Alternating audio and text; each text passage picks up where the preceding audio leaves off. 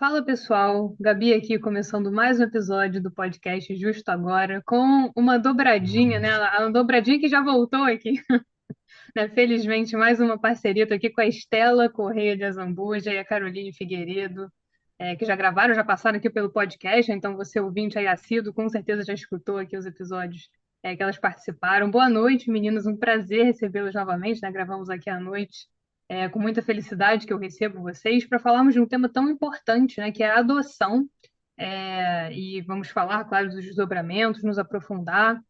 Mas já agradeço pela parceria, pela oportunidade, né? Os nossos bate-papos são sempre incríveis e é muito bom tê-las aqui ambas, né? Eu acho que enriquece bastante o episódio, mas agradecer novamente, né? Boa noite, como vocês estão? Boa noite, pessoal. Tudo bem? Tudo certo por cá. Só o friozinho, né, Estela? Muito Nessa frio. época do ano, a gente até estava falando aqui, brincando. Os cariocas também reclamam do frio, mas, poxa, o sul, né? Aí é um frio responsa, né? Tem que botar o casaco, aí tá todo mundo encasacado, tem que ser assim mesmo, né? Não tem jeito. Olá, bom dia, boa tarde, boa noite. Não sei em que momento estão nos ouvindo. Por aqui é boa noite. E falamos com uma temperatura de 15 graus. E nem tá frio. É assim que é bom, né? Assim que é bom para começar os trabalhos ou não? Vocês curtem o frio ou não? Tem pavor? Bah, eu sou do verão. É do verão, né? Geralmente é Olha, assim, né? Geralmente é assim, a pessoa que é forçada, né? Que tá ali o tempo todo com frio.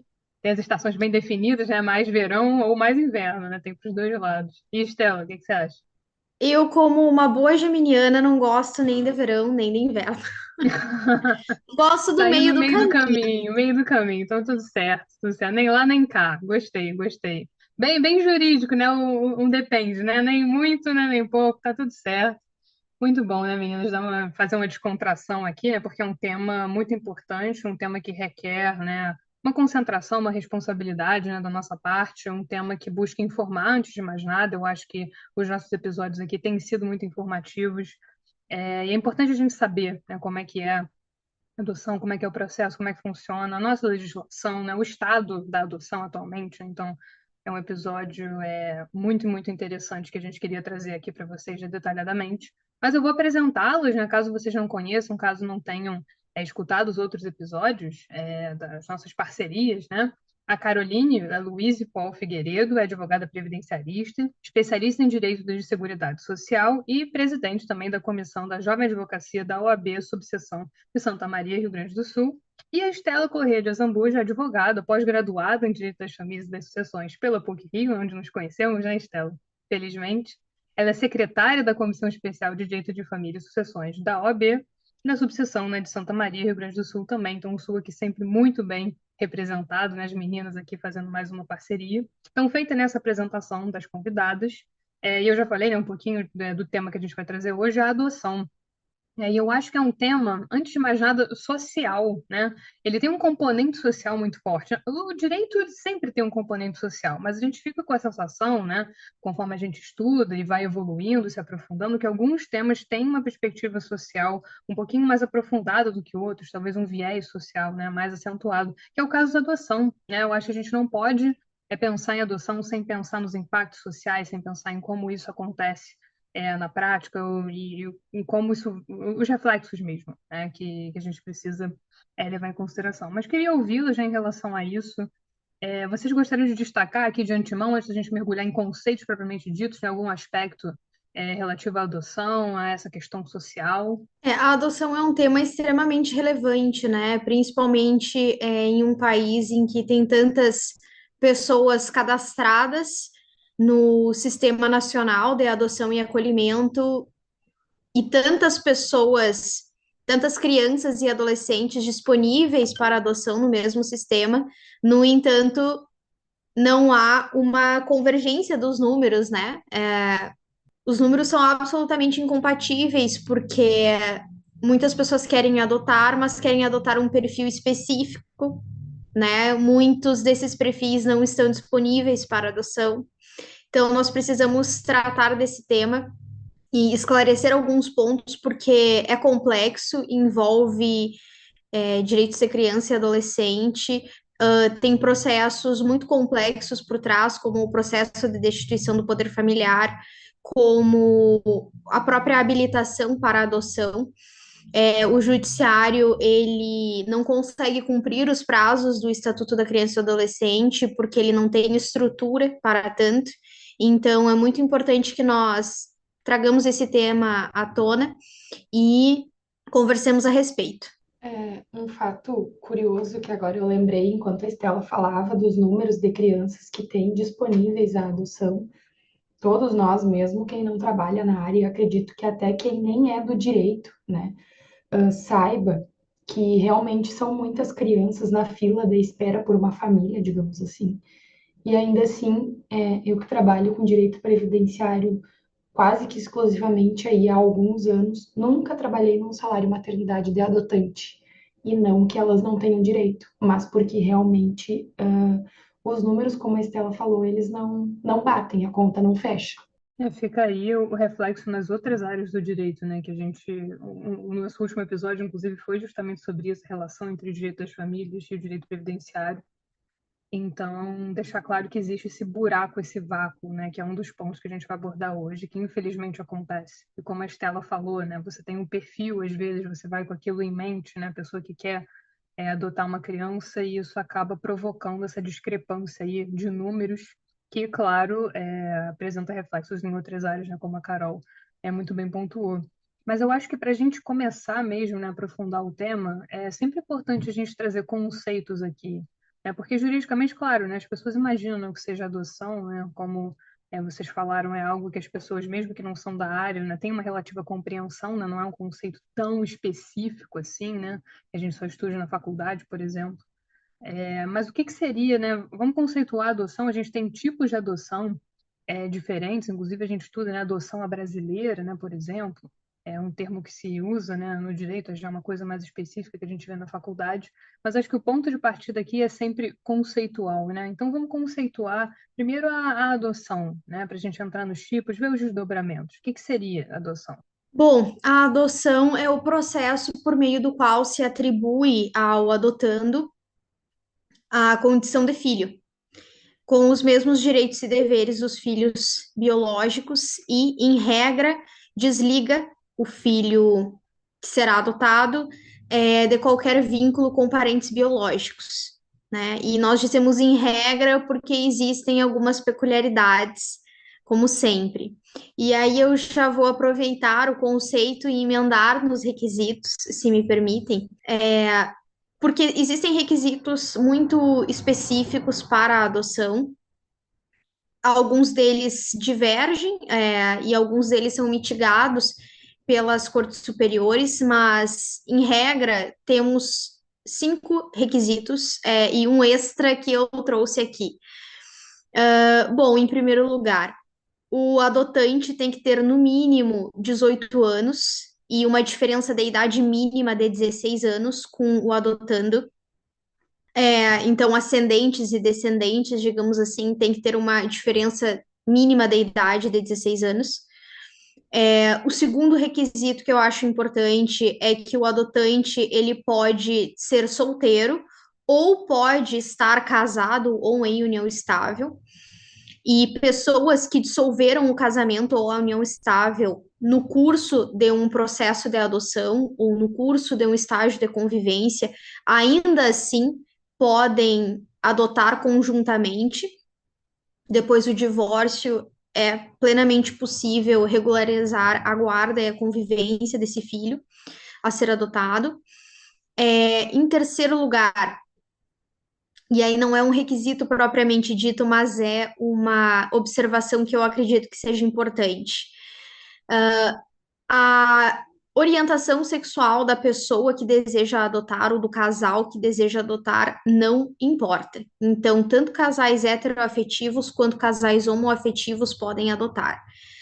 Eu acho importante trazer à tona a questão do estado civil e da orientação sexual, porque eu já recebi questionamentos de casais homoafetivos se eles poderiam efetivar adoções. E eu fiquei muito surpresa, porque eu imaginei que era uma resposta muito óbvia, né? Mas ainda assim existe a dúvida. Então, quero deixar claro que tanto o Estado Civil quanto a orientação sexual não interferem na possibilidade ou não da adoção.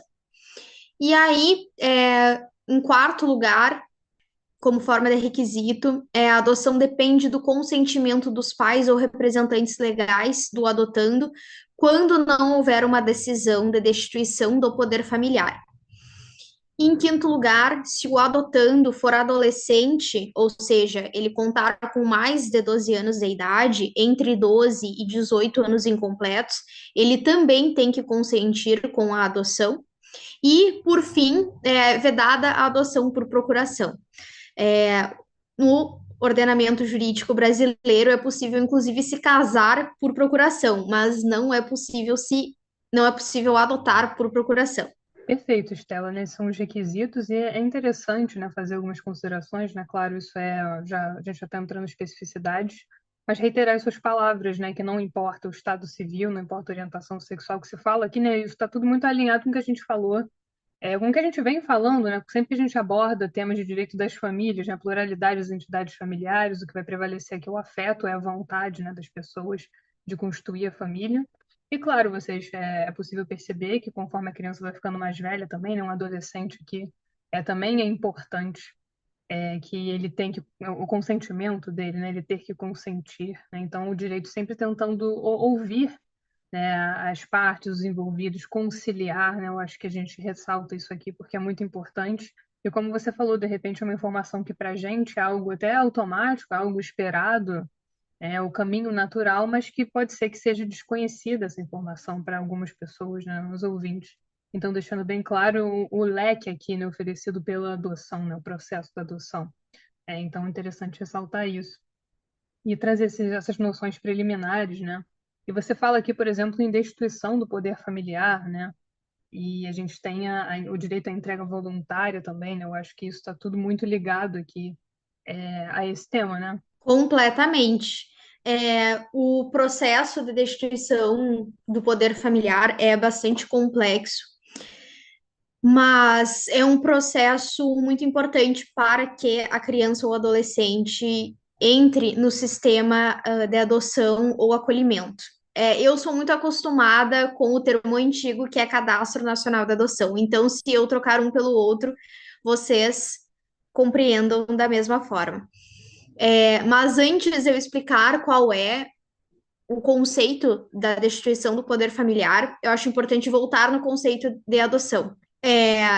Então, a adoção é o processo por meio do qual se atribui ao adotado a condição de filho, com os mesmos direitos e deveres dos filhos biológicos, e, em regra, desliga-o de qualquer vínculo com parentes biológicos. E por que em regra? Porque geralmente a adoção de uma criança ou adolescente, ela sucede à destituição do poder familiar, que é o meio pelo qual os pais perdem os direitos e deveres sobre os filhos. Então, toda vez que uma criança nasce, independentemente de os pais serem casados ou não, esses pais, eles passam a ter um poder sobre os filhos que se chama de poder familiar, ou poder parental, ou autoridade parental. Esse termo varia muito hoje em dia, né? Tem muitas pessoas que consideram poder familiar um termo bastante chulo, então acabam por utilizar o termo autoridade parental. Mas, basicamente, quando uma criança ou adolescente tem os seus direitos violados, como os direitos de guarda, sustento e educação, o Ministério Público ingressa com uma ação de destituição do poder familiar com o objetivo de desconstituir esses direitos dos pais sobre os filhos. Mas antes, o Ministério Público tenta aplicar uma medida de proteção. Então, uma criança que está em situação de risco, né, porque os pais não observam os deveres de guarda, sustento e educação, o Ministério Público busca aplicar medidas de proteção para sanar a violação. Se não for possível, aí sim se ajuiza a ação da destituição do poder familiar. E nessa ação, claro, é oportunizado o direito a contraditório e a ampla defesa aos genitores. e se houver uma decisão transitada em julgado, no sentido de destituir o poder familiar, essas crianças elas vão para o Sistema Nacional de Adoção e Acolhimento. É, elas podem ficar recolhidas em um acolhimento institucional, que antigamente era chamado de abrigo, ou podem ficar acolhidas em acolhimentos familiares, que são similares ao acolhimento institucional, mas não é exatamente num abrigo, é em uma casa, em um ambiente em que pessoas autorizadas pela justiça as acolhem. E aí, quando esta criança acolhida, ela tiver um perfil compatível com o perfil de pessoas cadastradas no Sistema Nacional de Adoção e Acolhimento, ela será chamada para começar o estágio de convivência, né? E se esse estágio de convivência for exitoso, a adoção eventualmente será consumada. A ação de destituição do poder familiar tem alguns detalhes bastante técnicos e até mesmo difíceis de explicar ao público geral, digamos assim. Então, como não estamos numa sala de aula, eu me dou a liberdade de tratar do tema com um pouco mais de informalidade, né, a fim de transmitir o conhecimento necessário para que as pessoas compreendam, porém não fiquem confusas. Claro, né? Que como a gente falou, a ideia é informar, sempre informar. Então, evidentemente, né, pensando aí no processo, é claro que é bastante complexo. E acho que já deu para ter uma ideia boa, né, Estela, em relação à complexidade, como é que funciona, porque você veja, né, você tem situações, quando você tem a destituição do poder familiar, como você falou, né, você tem passos aí que você precisa seguir. E claro, a ideia sempre é que seja alcançado o estágio de convivência, já pensando lá na frente. Mas você tem vários passos para que isso ocorra, e claro, a preocupação do direito, né, de novo, é sempre tutelar aquelas pessoas, né? Então, se existe um risco, como a Estela falou, tentar minimizar isso, né, acabar com a situação, quer dizer, a gente tenta sempre, o direito tenta sempre tutelar as pessoas e ressaltando que crianças e adolescentes, né, via de regra, a gente fala que em vulnerabilidade, né, então a própria situação ali, o contexto, eles já são mais vulneráveis por natureza, seja psicologicamente, né, biologicamente, enfim, circunstâncias, né, ali envolvendo aquelas pessoas. Então, a gente tem uma preocupação extra, né, uma preocupação aí que passa, né, enfim, não apenas em relação à adoção, né, mas o próprio ECA, né, é um sistema que a gente já trouxe aqui, então existe essa preocupação, o direito está sempre se preocupando, né, com idosos também, né, quando a gente estuda incapacidade, né, crianças pequenas e tudo, então essa preocupação acontece. E a gente tem vários tipos de adoção também, né? Você falou aqui, muito bem, né, dos requisitos, falou um pouquinho sobre esse desdobramento aí, que seria a destituição do poder familiar, né, que é bastante complexo, mas pode acontecer. E a gente tem diferentes tipos de adoção, né, no ordenamento jurídico brasileiro, a gente estuda, né? Algumas, inclusive, até em direito internacional, eu me lembro de ter estudado, né, porque algumas têm desdobramentos que já são um pouquinho mais complexos, aí falando de países, né, uma relação ali entre dois países, por exemplo, que pode acontecer. Então, um caso, né, bem conhecido aqui no Brasil é da Giovanna Elbank, né, e do Bruno Galhaço, né, eles adotaram as crianças no Malawi, né, então é um exemplo aí de adoção internacional. Acho que foi o Brad Pitt também, a Angelina Jolie, né, que adotaram várias crianças, acho que de vários países, acho que é Vietnã, Filipinas, agora eu não tenho certeza. Então, um exemplo aí de adoção internacional. Mas a gente tem vários tipos, né? Carol, lembra de ter estudado esses tipos? Você estudou em direito internacional? Eu lembro que eu estudei em direito internacional privado. Eu não lembro de estudar em direito internacional e eu lembro de ver a adoção de uma forma muito rasa na faculdade. Eu não sei se a Estela tem a mesma percepção que eu, mas assim, não, não tenho a lembrança de ter aprofundado muito no tema. E claro que na graduação são muitos temas, por isso a necessidade das especialidades na área do direito. Eu que não atuo em direito de família, realmente não tenho um conhecimento aprofundado sobre adoção, mas na graduação vi de forma muito superficial, talvez até por essa questão que a Estela colocou, de não explicar demais para não confundir, né? É uma das possibilidades, porque realmente a gente percebe que é um tema bastante complexo. Não tem como, na minha humilde opinião, alguém que não é especialista em direito de família, pós-graduado em direito de família, abordar essa temática, né? Eu me sinto, inclusive, despreparada para falar sobre a adoção. Estou aqui para fazer um comentário sobre o direito previdenciário nessa interseção que a gente faz sempre, mas a adoção realmente me parece, assim, um problema muito complexo, inclusive pelas questões que a gente já falou antes, né? Para mim, o melhor exemplo da complexidade desse tema é a diferença na fila entre pessoas com interesse em adotar e crianças disponíveis à adoção.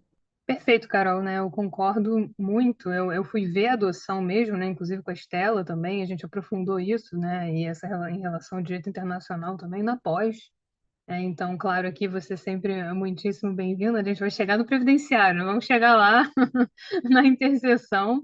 Mas é interessante até para mostrar para os ouvintes, né, que isso de fato acontece, é algo que a gente tem que esclarecer, porque às vezes a pessoa chega, né, até quero tirar uma dúvida de trabalhista, gente, eu não sei, não tenho a menor ideia, né? Então a gente acaba se especializando muito. Mas eu acho que a adoção ela carrega essas complexidades, né? Como a Estela falou, e mesmo na graduação, como a gente vê tudo, né, você vai ver um pouquinho de tudo, você não consegue aprofundar, é muito complexo mesmo, né? Então a Estela trabalha com isso, né? Ela tem essa realidade, aprofundou os conhecimentos em relação a isso, é pós-graduada, agora oficialmente, né, Estela? Nossa, dessa aí foi uma jornada nossa, hein? Entrega de TCC, tudo certo, né? Então, felizmente, já pós-graduadas, né, somos. Então, é um tema que requer muito estudo, né? Sem dúvida, como a Carol falou. Mas a gente tem esse tipo de adoção, né, Estela? Então, vamos voltar aqui para os tipos, né? A gente tem adoção unilateral. Como é que você quer fazer? Você quer conceituar cada um? Porque são várias, né? Será que você acha que a gente fala, já destaca todas e você vai uma por uma? Como é que você quer fazer? O que que você acha que ficaria mais didático para o pessoal? Olha, acho que podemos ir uma por uma, mas eu farei um monólogo aqui pelos próximos 10 minutos, pelo menos. Não, é a Estela da aula, que ela está sendo modesta, né? Mas o primeiro tipo de adoção, né? A adoção unilateral, né? O que seria adoção unilateral? Acho que a Exatamente. gente já falou um pouquinho de. Eu acho que eu já trouxe a adoção unilateral no podcast, assim, brevemente, né? Não um episódio, obviamente, falando disso, né? Mas explica para o pessoal, o que seria uma adoção unilateral, então? Bom, a adoção unilateral consiste basicamente na adoção de uma criança ou adolescente pelo padrasto ou madrasta. Nesse caso, o padrasto ou madrasta substitui o pai ou mãe biológico. E por isso se difere da multiparentalidade, porque na multiparentalidade tu acresce. E na adoção unilateral, tu retira o pai biológico ou a mãe biológica para colocar o pai ou mãe socioafetivo. E frequentemente a adoção unilateral ela se confunde com a adoção singular, porque as pessoas acreditam que as pessoas solteiras que adotam fazem adoções unilaterais, mas não. Nesse último caso, se trata de uma adoção singular. Exatamente isso, né? Eu trouxe esse conceito brevemente quando falamos de multiparentalidade, né? Eu gravei com a Fernanda Haddad, a nossa colega também da pós, né? Beijo, Fê. Então, a gente falou sobre multiparentalidade e falamos justamente disso, a diferença, né? Então, você vai acrescer, né, que seria multiparentalidade, né, um multi aí, né, mais, né, pessoas, então podem ser dois pais, né, duas mães, enfim, né? Você pode acrescer e é diferente da adoção unilateral, então é importante fazer essa distinção, ressaltar aqui, né? E o segundo tipo é a adoção compartilhada. Esse é bem interessante também, né? O que seria essa adoção compartilhada? Sim. Bom, a adoção compartilhada consiste na adoção de criança ou adolescente por diferentes pessoas que não têm necessariamente um vínculo matrimonial, né? Então, elas não são necessariamente casadas ou em união estável. Então, por exemplo, eu e o meu companheiro não, perdão, eu e um amigo decidimos adotar conjuntamente e assim fazemos uma adoção compartilhada. Esse tipo de adoção, ele não tem previsão legal e tampouco é regulamentado pelo CNJ, como muitas formas de adoção são, ou muitas temáticas hoje em dia são regulamentadas pelo CNJ. mas a adoção compartilhada tem sido muito estimulada no Poder Judiciário, principalmente para estimular a adoção de irmãos, né? Porque muitas vezes pessoas solteiras ou casais não têm até mesmo condições, e quando eu digo condições, não me refiro exatamente a condições financeiras, mas condições mentais de adotar um grupo de irmãos, principalmente se essa pessoa não possui uma extensa rede de apoio, porque a gente sabe que se um filho já dá trabalho, vários dão muito mais. Então, o judiciário tende a fomentar a adoção compartilhada para, assim, fomentar a adoção de grupos de irmãos. Muito se fala, inclusive, hoje em dia em projeto parental, né? Então, quem sabe aí no futuro, eu acho que a gente está caminhando para isso, para ter uma regulamentação.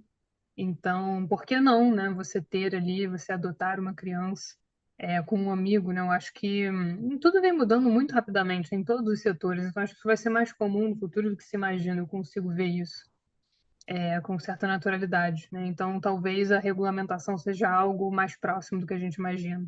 Até pela realidade social, né? A gente volta sempre na mesma tecla, né? O direito regulamentando a situação social, né? Novas situações sociais que surgem. Então, a gente tem esse exemplo da adoção compartilhada.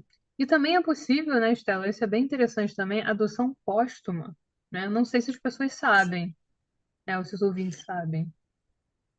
A adoção póstuma, ela consiste na adoção confirmada após a morte de um dos adotantes.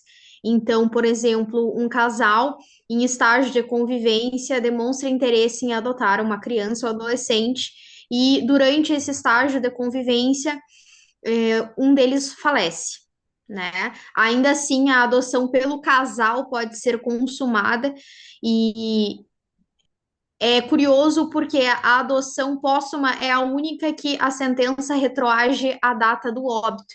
Então, a criança passa a ser filha do falecido desde a data do óbito dele, né?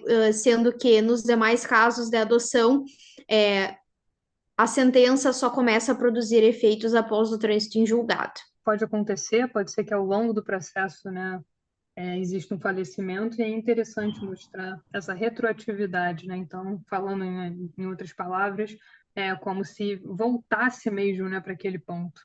Então, é uma realidade, né, triste. A criança ali, né, de repente, num estágio de convivência, né, encontrando uma família, né, um lar, e aí acontece uma perda, né, que já é um evento mais traumático, né, que já pode desencadear aí outras questões, mas pode acontecer, e aí a adoção permanece, né, digamos assim. Então, é um caso importante citar. E um outro tipo também é intuito persona, né? Já está vendo aí um latim, né? Traduz aqui para o pessoal, então, Gustavo, o que seria esse tipo aqui de adoção? Bom, esse tipo de adoção acontece quando a mãe biológica manifesta o interesse de entregar a criança à pessoa de confiança que não está no Sistema Nacional de Adoção e Acolhimento. Essa prática, inclusive, ela é vedada pelo Estatuto da Criança e Adolescente e ela constitui um crime, né, previsto no artigo 242 do Código Penal, se não me engano. E justamente pela incidência dessa prática no Brasil que surge então o direito à entrega responsável, né, que nós tratamos no episódio 52, salvo engano, e que eu recomendo que o pessoal vá lá e ouça, porque foi um episódio muito bacana e muito explicativo. E aí eu já aproveito e emendo, porque além dessa forma de adoção, nós também temos uma outra que se chama adoção à brasileira. Como o próprio nome sugere, é uma prática muito comum no Brasil, por isso a adoção à brasileira, e é o meio pelo qual uma pessoa registra um filho de outra como seu próprio nome. Então, por exemplo, um homem consciente de que aquela criança não é sua filha, ainda assim a registra como se pai biológico fosse. No futuro, a esposa dele vai ingressar com um pedido de adoção unilateral contra a mãe biológica. Essa prática também constitui crime, também previsto pelo artigo 242 do Código Penal. E é bastante importante que nós façamos menção, porque, muito embora às vezes as cortes superiores mitiguem as regras do estatuto em razão do princípio do melhor interesse, então fechem os olhos para a ilegalidade da adoção em razão da criança já ter constituído um vínculo afetivo com os seus pais, que promoveram aí a adoção intuito personae ou a adoção à brasileira, ela não deixa de ser ilegal, né? Então, assim, temos os meios corretos de entregar um filho à adoção legalmente, e é importante que façamos esse adendo, né? Porque, enfim, estamos aqui tratando de legalidades. Então, é importante que as pessoas tenham consciência de que cada escolha tem aí uma consequência. É isso aí, Estela. E é interessante você fazer essa ponte entre os nossos episódios. A gente fez um episódio sobre o direito à entrega responsável. Então, não é porque, isso aqui vai ser bom para a criança, isso aqui é interessante para a criança, então, tudo bem, observamos o princípio do melhor interesse da criança, então tá tudo bem. Não, não é bem assim, né? A gente tem formas corretas, né? Colocando assim, né? De uma forma bem coloquial, de fazer isso. Então, existem mecanismos para fazer isso, mas, como o próprio nome diz, né, adoção é brasileira, então, com certeza o ouvinte, né, conhece algum caso, ou já ouviu falar de uma situação dessa, né, que a pessoa vai lá e registra uma criança como se sua filha fosse, por exemplo. Então, é algo que acontece, e tanto que foi batizado na adoção à brasileira aqui. E os últimos tipos aqui que a gente destacou, né, a gente tem a adoção nacional e internacional, né, eu já dei até aquele exemplo aqui, os dois, né, aliás, né, dos casais aí famosos, mas a gente tem essa diferença, né, entre a adoção nacional e internacional, aí já pensando, né, num diálogo aí com outros países, então um outro tipo de classificação que a gente pode fazer também. Sobre a adoção brasileira, que a Estela acabou de comentar, tanto ela é incorreta que ela não gera o direito à percepção do salário maternidade, diferente da adoção, das outras formas de adoção, né? Como a gente vai falar um pouco mais à frente. Não, tá vendo? Um desdobramento previdenciário.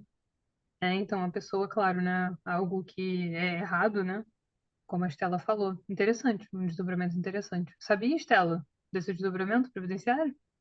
Não sabia. Não, não sabia Achei também, interessantíssimo. Achei, muito, e completamente, né, ligado ao sistema, né, jurídico, ao ordenamento, né? Mas, e o que que você tem para nos contar sobre adoção nacional e internacional, Estela? Bom, a adoção nacional e internacional tem algumas regrinhas. Eu não posso afirmar quais são as regras dos outros países, obviamente. Inclusive, nunca fiz uma leitura aprofundada sobre os casos de adoção da Giovanna e do Bruno que tu comentaste anteriormente. Então, não sei quais regras se sucederam ali. Mas aqui no Brasil, em regra, a adoção tem que respeitar os limites territoriais. Então, inicialmente, tenta-se viabilizar a adoção da criança no município em que ela reside. Se não for possível, já é possível estender o, a procura por pessoas interessadas na adoção dessa criança ou adolescente no estado. E se também não for viável, passamos aí para o âmbito do território nacional, né? E aí, em última possibilidade, essa criança é encaminhada para a adoção internacional. Então, é muito importante fazer essa menção e também a adoção internacional, ela só é efetivada com países que são signatários da Convenção de Haia. Pelo seguinte, a criança que ela vai para a adoção internacional, né, que ela passa a residir em outro país, se ela eventualmente tem algum direito violado, então se ela eventualmente é vítima de um abuso pelos pais estrangeiros no outro país, essa criança é retirada desses pais e ela é levada para um acolhimento institucional naquele país. Ela teoricamente não volta mais para o Brasil, ela permanece naquele país. Então é importante que só vão para a adoção internacional aquelas crianças que nesse último estágio e para países que sejam signatários da Convenção de Haia. E aí, só um adendo final, a razão pela qual tem esses limites territoriais, né, que existem esse respeito aos limites territoriais, é porque crianças e adolescentes têm o direito fundamental à convivência comunitária. Então, elas têm direito de crescer no local em que elas vivem uma vida inteira, né? Então, elas já são acostumadas com a cultura daquela cidade, né? Com as pessoas daquela cidade, enfim. E aí, caso não seja possível, a gente começa a aumentar, digamos assim, os níveis de territorialidade.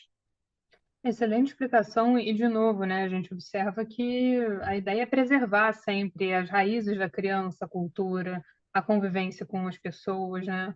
Então, isso tudo é levado em consideração, o bem-estar da criança, claro, né? A gente tem situações extremas, infelizmente, então a busca é sempre a proteção, a tutela, a gente espera que não aconteça nada de ruim, que as crianças encontrem lares, né? Seja aqui no Brasil, seja lá fora. Então é interessante mencionar essas regras.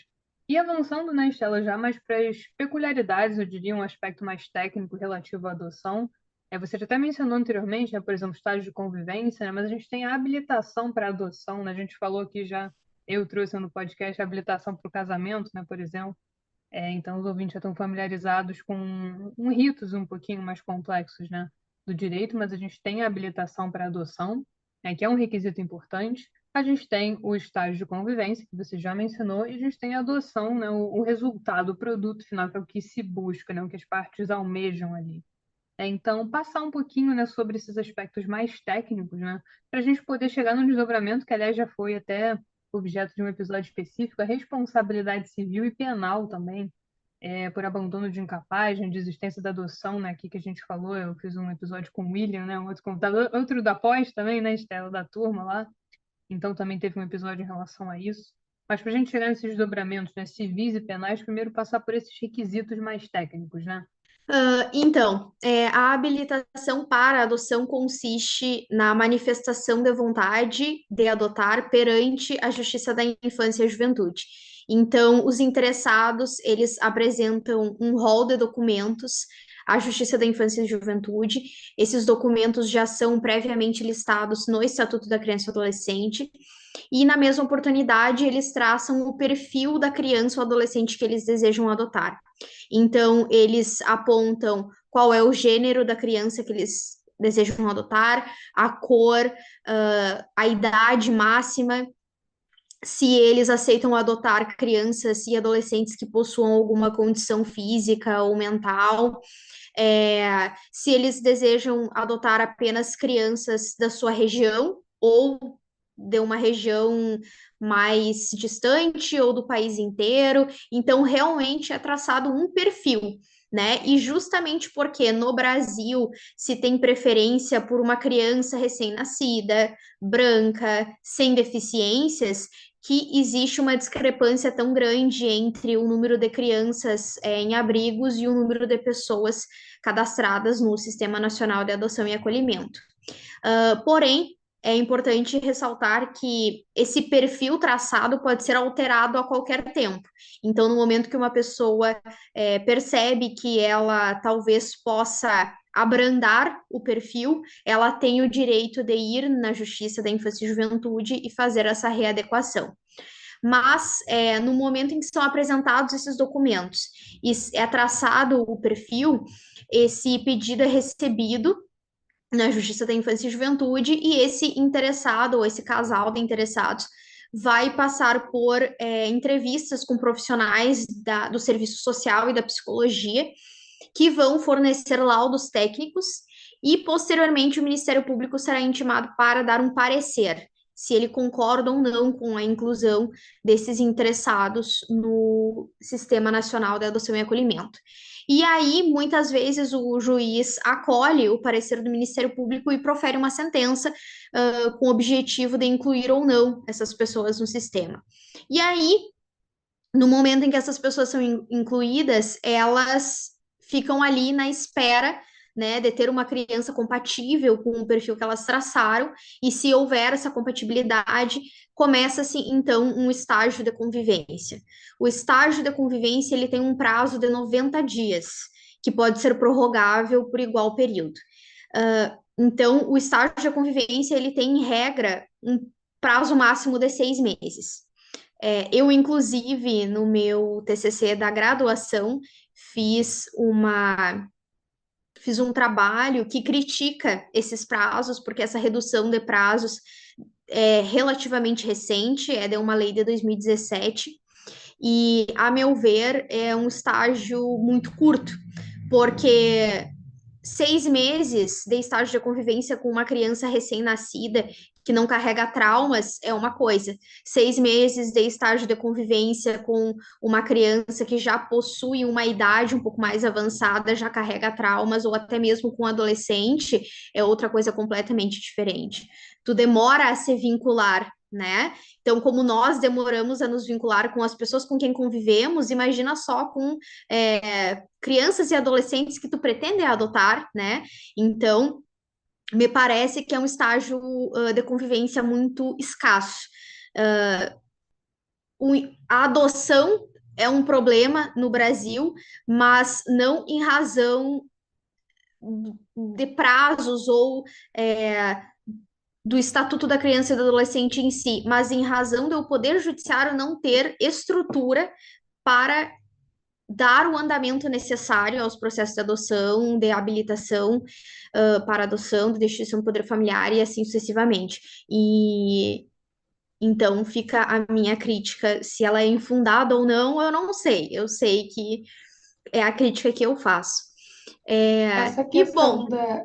Desculpa te interromper, mas essa questão que tu trouxe de acolher um adolescente na família, né, uma criança aí que já tem uma história de vida prévia a essa adoção, a essa entrada nessa família, digamos assim, inclusive foi um ponto determinante na análise pelo STF do prazo de salário maternidade para as mães adotantes, que a gente vai falar mais à frente. Peculiaridades incrível. que a gente tem que levar em consideração. Então, as pessoas, né, pensando em criança e adolescência, têm uma bagagem de vida, isso é um fator que tem que ser levado em consideração. Evidentemente, às vezes os prazos, né, o legislador, a pessoa que elaborou, que pensou naquilo, né, ali vai, na realidade não funciona. O que mais a gente vê é isso, né? Tem ali uma determinação legal, tem um prazo específico, e às vezes a realidade nos mostra que não é possível, que é inviável, que o próprio judiciário está saturado e que existe mesmo esse buraco que a gente falou, né? Começamos o episódio falando, né? O principal problema, né, que a Estela já destacou, no primeiro momento, é essa quantidade aí de crianças e a burocracia, enfim, as questões aí do Poder Judiciário que acabam trazendo mais problemas, né? Então, o prazo aí fica mais uma menção importante aqui, é uma situação que, de repente, na teoria é uma, na prática é outra, né? Que é o que a gente consegue observar. Então, é um processo complexo, né? Claro, né? Como a Estela colocou, né? Habilitação, a gente tem o estágio de convivência e vai culminar na adoção mesmo, né? Na adoção. É claro que a gente espera que tudo dê certo, né? Se tudo correr bem, os pareceres aí, como ela falou, no Ministério Público sempre muito presente também, de novo, né? Ressalto, né? Criança, adolescente, vulnerabilidade, então o Ministério Público está sempre ali batendo, não batendo martelo, mas chancelando, tudo bem, tudo ok, né? Prossegue, né? Dando ali um sinal verde, né? Para que a coisa prossiga. Então a gente espera que sempre tudo transcorra positivamente, né? Mas, infelizmente, né? Não é sempre assim.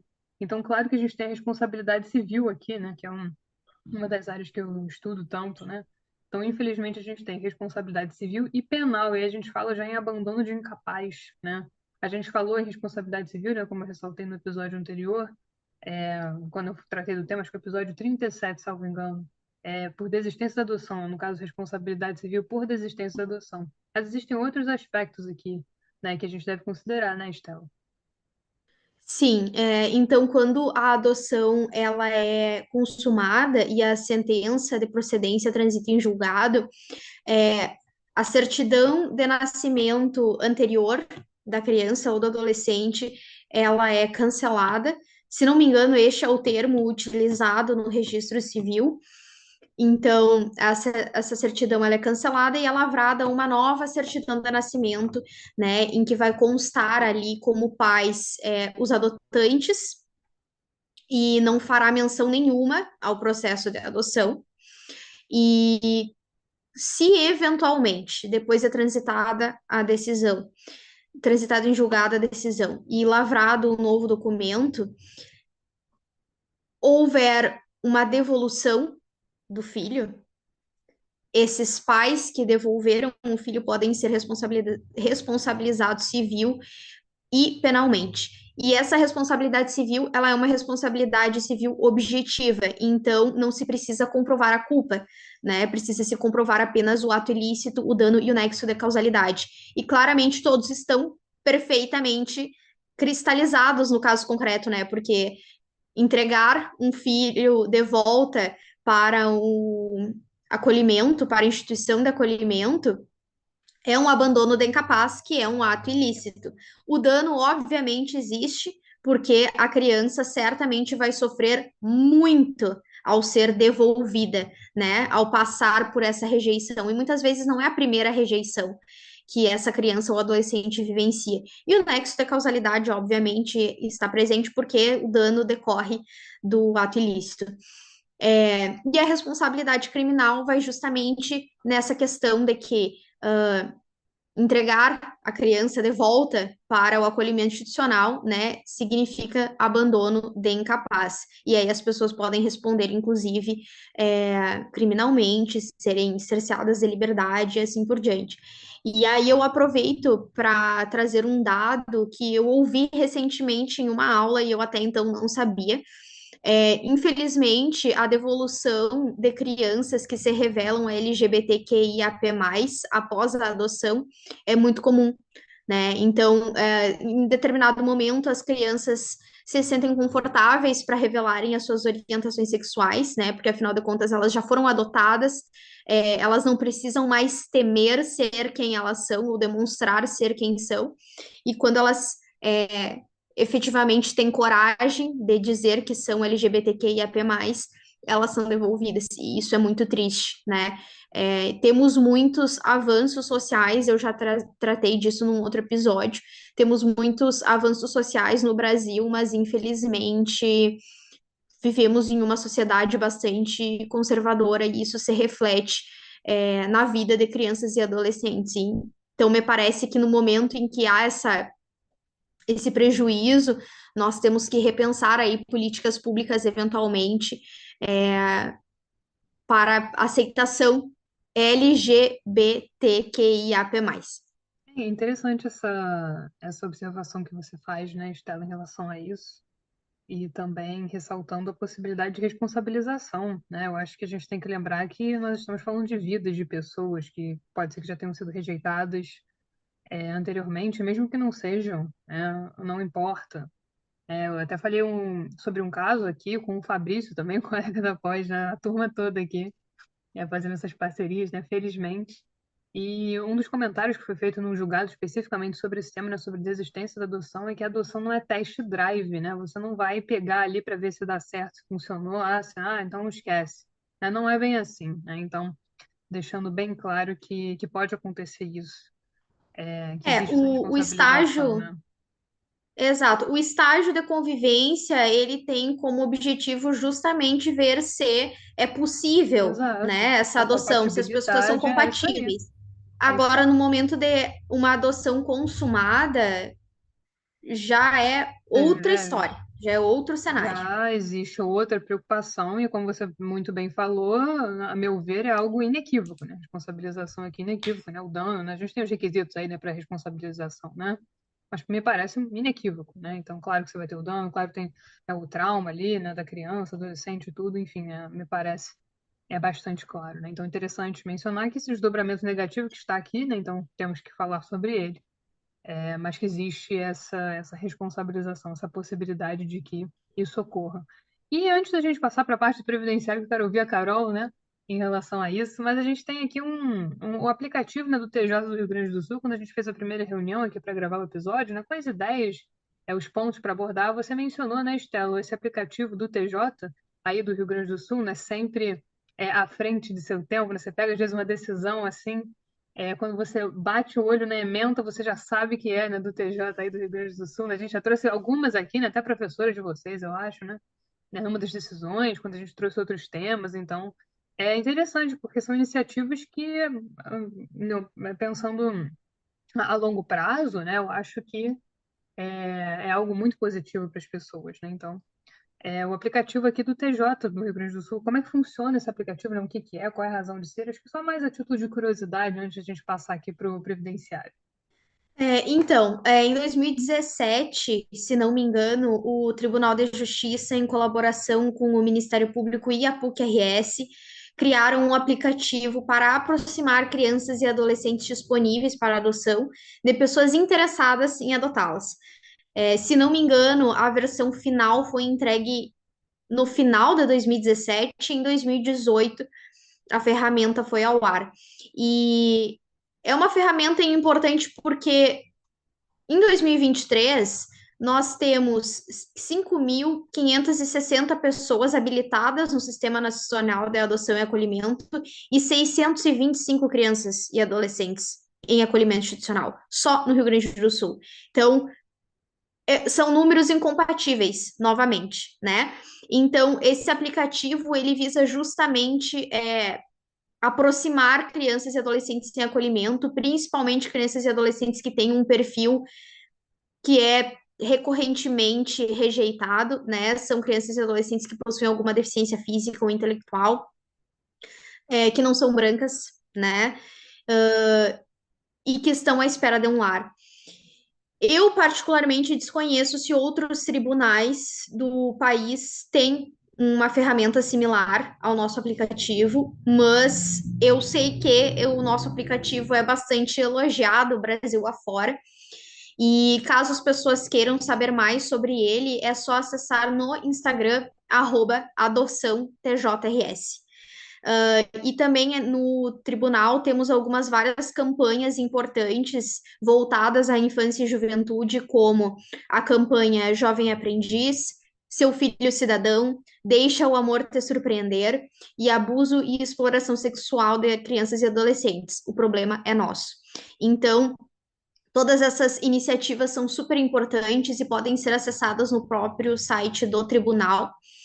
E acredito que seja bastante importante destacar, porque somos pioneiros em várias questões afetas ao direito de família e sucessões, dentre elas esse aplicativo que nos é motivo de grande orgulho e que certamente, se fosse reproduzido em outros estados, nós teríamos um número bem menor de pessoas cadastradas no sistema e crianças disponíveis no sistema.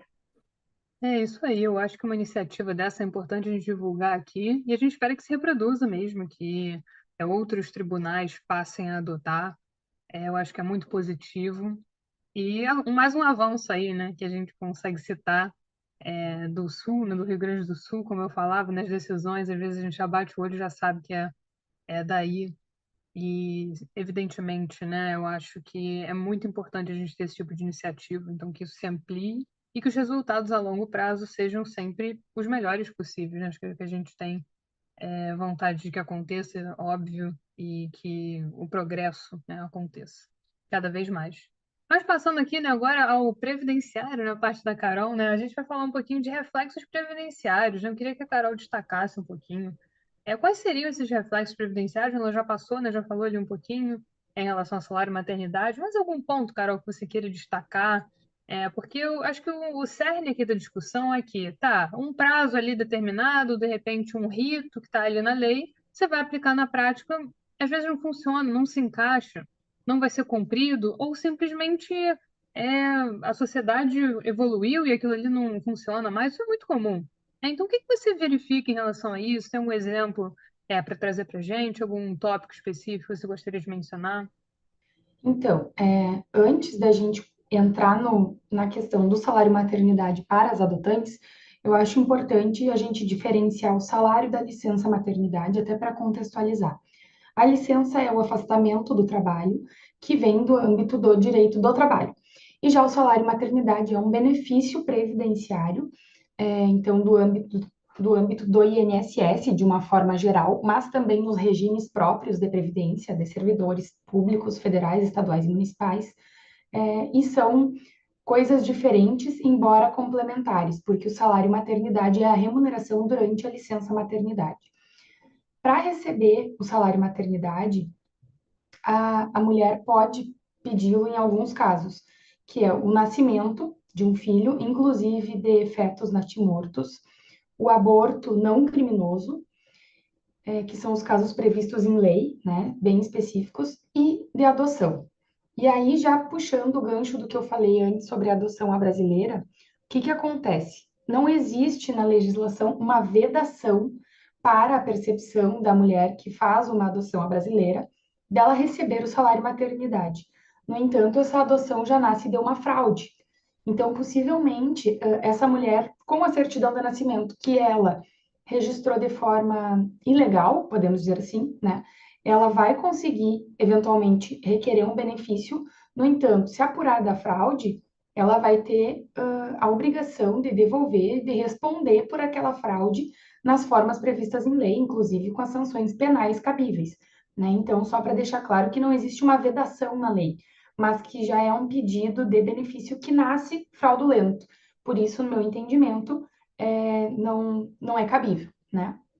Passando, então, para as questões específicas da mulher que adota, eu falo aqui da mulher porque a gente fala em salário e maternidade, mas os pais que adotam também possuem direitos nesse sentido.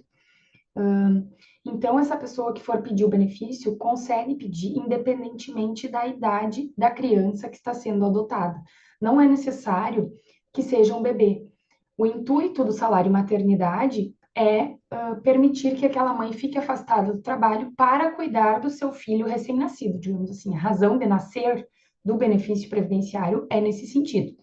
No entanto, como a gente falava antes, e aí o STF, ao julgar o tema 782, fixou uma tese, e o que o ministro Barroso, na época, analisou foi o seguinte: eles analisaram a situação de uma servidora pública federal que adotou uma criança, e pela lei 8.112 de 90, que é o regime previdenciário dos servidores da União, quem adotava crianças de até 1 ano tinha 90 dias de salário maternidade. E quem adotava mais de 1 ano, crianças com mais de 1 ano, tinha 30 dias de salário maternidade. O que o ministro entendeu foi justamente o que a Estela falava. No momento em que você acolhe uma criança maior, um adolescente, essa criança tem toda uma história de vida, é absolutamente diferente de a criança nascer naquela família, ou então de adotar um bebê que nunca nem lembra de outra realidade, né? Quando vem uma criança que já é maior, ela tem toda uma bagagem, é muito mais difícil contextualizar aquela criança naquela família do que quando é um bebê, quando é um recém-nascido. E por isso que foi fixado, então, o tema 782, que determinou que os prazos de licença maternidade para adotante e para gestantes, eles não podem ser diferenciados, inclusive com relação às prorrogações, que em alguns casos são devidos. Então, foi essa a tese fixada pelo Supremo, que foi um avanço bem importante para as adotantes, né? E aí, então, ficou determinado que o prazo, via de regra, ele é de 120 dias para a mãe adotante ou para a mãe gestante. São 4 meses, basicamente, em que ela vai receber o benefício previdenciário. E aí, como foi fixada a tese analisando o caso de uma servidora pública, isso também se replicou para a esfera do direito previdenciário do regime geral, que é o INSS. Então, hoje, mães adotantes e gestantes têm o direito ao mesmo prazo de salário maternidade. Qual o documento que a gente pode utilizar, né, para solicitar esse benefício? Eu acho interessante falar também. As mães gestantes vão se utilizar da certidão de nascimento. E aí, mais uma vez, o alerta para a questão da fraude na adoção brasileira, né? E as mães que adotam, elas podem, com a sentença que determinou, então, que consolidou, digamos assim, a adoção, ou com a guarda judicial para efeitos de adoção. Mas aí é importante mencionar que, no caso da guarda judicial para efeitos de adoção, precisa dizer no termo de guarda especificamente que aquela guarda é para fins de adoção, senão ela não poderá pedir o benefício naquele momento. Ela ainda pode pedir depois, quando sair a sentença judicial, então confirmando aquela adoção, mas com o termo de guarda sem ser específico para esse fim, não. Uma coisa legal de falar é que como o salário maternidade ele é direito das mulheres que adotam crianças, independentemente da idade da criança ou do adolescente, ela tem uma diferenciação do salário maternidade da gestante, porque o prazo para requerer esse benefício é de 5 anos. Então, a mãe que dá à luz a uma criança tem até aquela criança completar 5 anos de idade para pedir. Já a mãe que adota, não. A idade da criança não importa. Esses 5 anos serão, sim, observados a partir da sentença de adoção, mas não a partir da idade da criança. É uma forma um pouco diferente de calcular aí o prazo que essa mãe tem para pedir o benefício.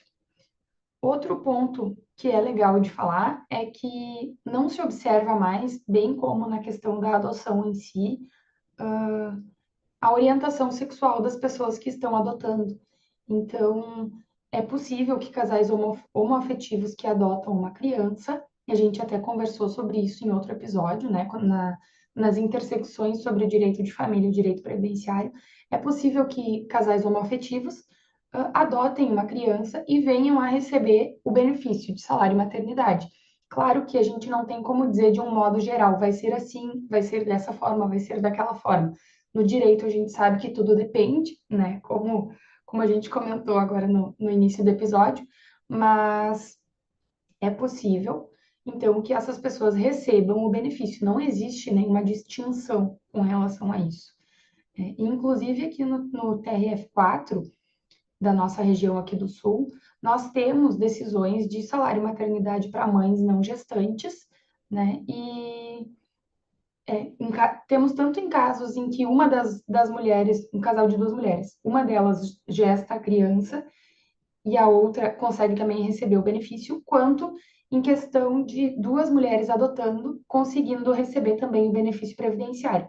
Então, confirmando que a orientação sexual dos adotantes não importa nem no momento da adoção, nem no momento do benefício previdenciário. Eu não tenho nem muito o que acrescentar aqui, né? A fala da Carol é tudo muito bem esclarecido. E só concordar e dizer que realmente, né, depende muito do caso. Então, o que a gente deve pensar sempre, observar o ponto de partida, é que a regra está ali porque existe uma razão, tem uma razão de ser, né? Então, você vai verificar, a criança tem 5 anos já, então como é que a gente vai aplicar o prazo aqui nessa situação? Não, você tem que contemplar, né, tais interesses. Então, todas essas regras, elas têm uma razão de ser, né? Então, dependendo ali do caso, você vai ter que, não é flexibilizar a regra, mas você vai ter que entender como ela vai ser aplicada, como se você estivesse modulando, né, muito mal comparando a regra, né? Então, como que você vai aplicar ali naquele caso? Acho que é interessante mencionar. É interessante também fazer essa conceituação que você falou, né, de salário, maternidade, de salário e licença, né, fazer essa diferenciação, os requisitos e tudo. Então, deixar bem claro que isso é algo que a gente vai apurar em cada caso concreto. E claro que você tem os reflexos previdenciários, e mais uma vez ressaltando, a gente não tem distinções, a gente até abordou, eu digo em relação à orientação sexual, a gente abordou isso, eu acho que foi. Agora, eu acho que não sei se foi direito à entrega responsável, mas a gente falou rapidamente disso em algum caso concreto, né? Então, como o exemplo que a Carol falou, né? Você tem ali situações em que uma mulher vai gestar e a outra não, e não há nenhum problema, né? O direito não faz essa distinção, como a gente já falou lá no começo, quando a Estela falava das pessoas, né? Que desejam adotar dos requisitos, né? Claro, a gente vai respeitar ali, por exemplo, a idade, né? Então tem que ter aquela diferença de idade, né? De 16 anos, por exemplo. Mas em relação a isso, né? Felizmente, eu acho que a gente ainda tem muito progresso a fazer, mas felizmente em relação a algumas questões já está tudo bem sedimentado, né? Então aqui ficam os reflexos previdenciários também, né? Agradecendo aí a Carol. Mas acho que é isso, né, meninas? Agradecê-las por mais uma parceria, né? Adoro recebê-las aqui, acho que são temas muito propícios, muito interessantes, um tema muito rico. Esse é um tema difícil também, né? Então, Agradeço mais uma vez um agradecimento especial por toparem, né, esse desafio de falar sobre isso. Eu acho que é um tema que todo mundo conhece, todo mundo sabe o que é adoção, entre aspas, todo mundo já ouviu falar, todo mundo conhece um caso, mas a realidade, de repente, essa iniciativa do aplicativo, um requisito ou outro, a dificuldade que é, essa discrepância entre realidade e o que está na lei, de repente a pessoa quer saber um pouquinho mais sobre isso, vai dar uma olhadinha lá na lei e acha que, tudo bem, esse prazo aqui vai ser aplicado e não é bem assim, né? Então tem esse descompasso, né? Então é um tema bastante desafiador. Então fico muito feliz, muito contente de tê-los recebido aqui hoje para falarmos disso, para esclarecer bastante. Acho que o nosso papel aqui é informar mais de qualquer outra coisa. E deixo esse espaço aqui aberto, né, para vocês, se quiserem fazer, alguma consideração final, indicar algum livro, se quiserem. E, claro, os convido para voltarem aqui, né, trazermos mais temas. Acho que sempre a gente vai puxando sempre um, né, vai saindo mais um outro, né? Surge outro ali, a Carol sugere uma coisa, a Estela faz uma pergunta e quando vê a gente traz mais um tema aqui para vocês. Mas muito obrigada, né, a vocês, e vou deixar esse espaço aqui livre. Bom, pessoal, a minha sugestão é, na verdade, que as pessoas interessadas em adoção procurem um advogado especialista e obtenham informações, né? Consultem, enfim, e colegas que eventualmente atuam na área de direito da família ou na área de direito previdenciário, que tenham sempre um parceiro, né? Porque hoje mesmo a Carol trouxe informações das quais eu não possuía conhecimento enquanto familiarista, e eu certamente trouxe informações que ela não possuía conhecimento enquanto previdenciarista. Então, esse companheirismo, né, essa parceria aí entre os especialistas é sempre muito frutífera e tende a gerar os melhores resultados possíveis aos clientes. Então, não se acanhem de pedir ajuda aos seus colegas especialistas, pelo contrário, sempre estejam sob os ombros de gigantes. É isso aí. E eu acho que é legal de falar que a Estela não está dizendo isso da boca para fora, mas nós de fato somos parceiras de trabalho. Então, as questões que são de direito de família eu passo para ela, e as questões que são de previdenciário ela passa para mim. A gente trabalha de forma conjunta, evidente, porque as coisas se comunicam, como a gente falou hoje, né, em outros episódios também. Então, é necessário que tenha essa colaboração entre os colegas.